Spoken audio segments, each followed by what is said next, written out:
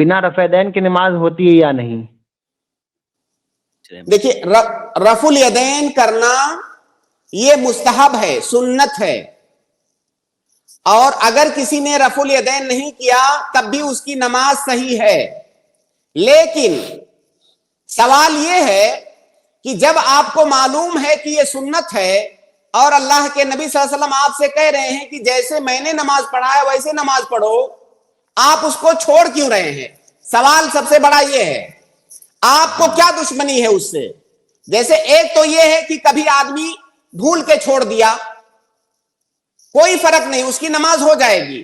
لیکن اگر آپ جان بوجھ کر چھوڑ رہے ہیں تو ہم آپ سے پوچھیں گے کہ آپ کیوں چھوڑ رہے ہیں؟ کیا کسی انسان کے کہنے کی وجہ سے چھوڑ رہے ہیں؟ کیا کسی کی تقلید میں چھوڑ رہے ہیں؟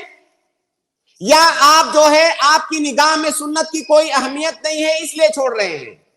اگر کوئی آدمی کسی سنت کو چھوڑ رہا ہے تو اس پر گناہ نہیں ہے، لیکن اگر وہ انسان سنت کو من باب الاستخفاف یعنی اس کو ہلکا سمجھ کر کے چھوڑ رہا ہے، اس کی وقات نہیں ہے اس کی نگاہ میں، کوئی اس کو حقیر سمجھ رہا ہے، تو ایسی صورت میں بہت سارے علماء نے کہا ہے کہ یہ سنت کا چھوڑنا بسا اوقات کفر تک پہنچ سکتا ہے، کیونکہ نبی کی سنت کو آپ نے حقیر اور ہلکا سمجھا ہے.